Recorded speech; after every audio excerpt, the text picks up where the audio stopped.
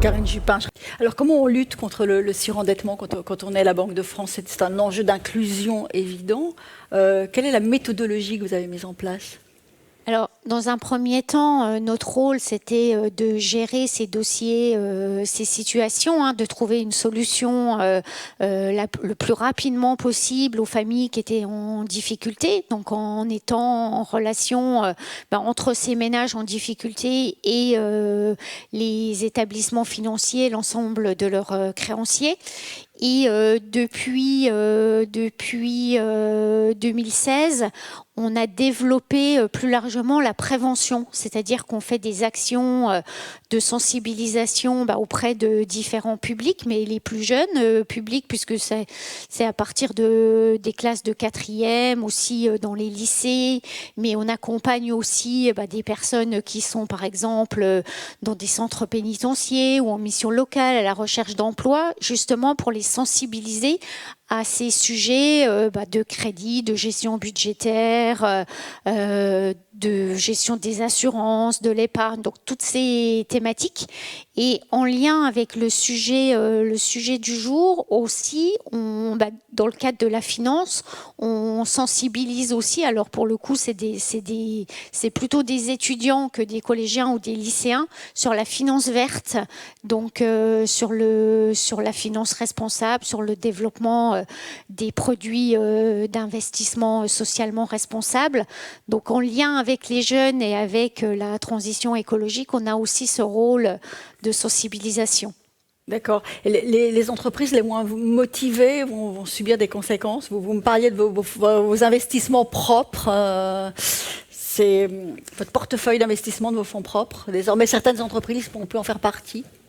Alors, en fait, en effet, sur l'aspect financement, il y a plusieurs sujets. D'une part, au cours de cet été, avec le projet de Industrie verte, il a été confié à la Banque de France la mission de collecter les données climatiques des entreprises et de mettre en place une méthodologie pour calculer un indicateur climat. Et en fait, donc on est en cours de construction de cet indicateur climat qui, en parallèle de notre cotation Banque de France, qui est une analyse d'un risque crédit, on aura un indicateur de risque climatique. Et cet indicateur de risque climatique, il aura plusieurs objectifs.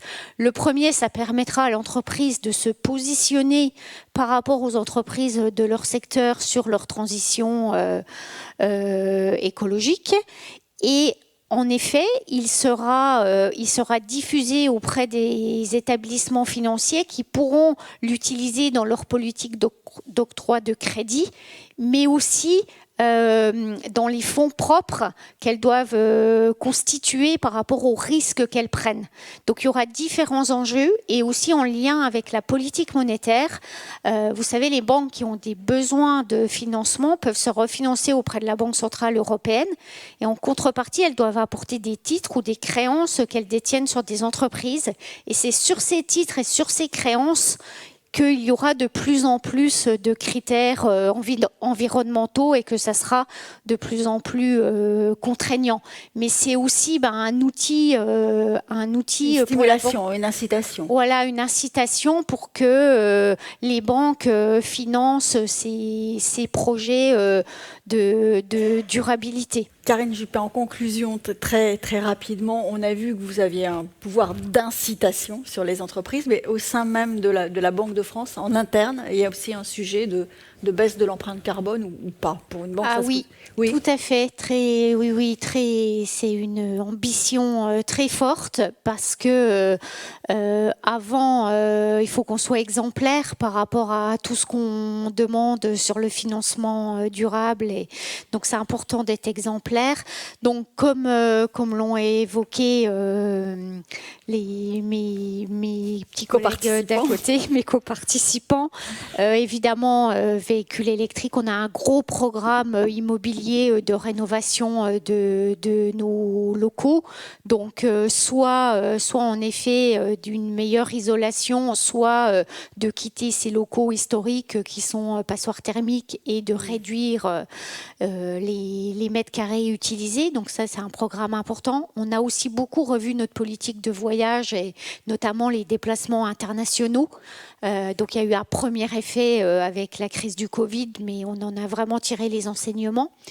Et puis, ce qui n'a pas été indiqué, c'est qu'on a, par les autres personnes, c'est qu'on a des budgets au-delà des euros en utilisation carbone. Donc, qui là aussi par région, par unité au siège, on a ces budgets à respecter en carbone. Donc ça c'est une petite nouveauté. Et puis toutes les actions ensuite menées en termes de formation sur la fresque du climat, sur les enjeux climatiques. Et comme je vous ai dit qu'on a cette nouvelle mission par rapport à l'indicateur climat, on forme et on recrute sur ces sujets d'analystes climat et de montée en compétences sur ces sujets-là qui sont très forts et qui intéressent beaucoup les nouvelles générations, tout ce qui est lié à la finance durable. On a beaucoup de candidats intéressés et tant mieux parce que c'est les compétences dont on aura besoin, notamment les compétences dont on aura besoin demain.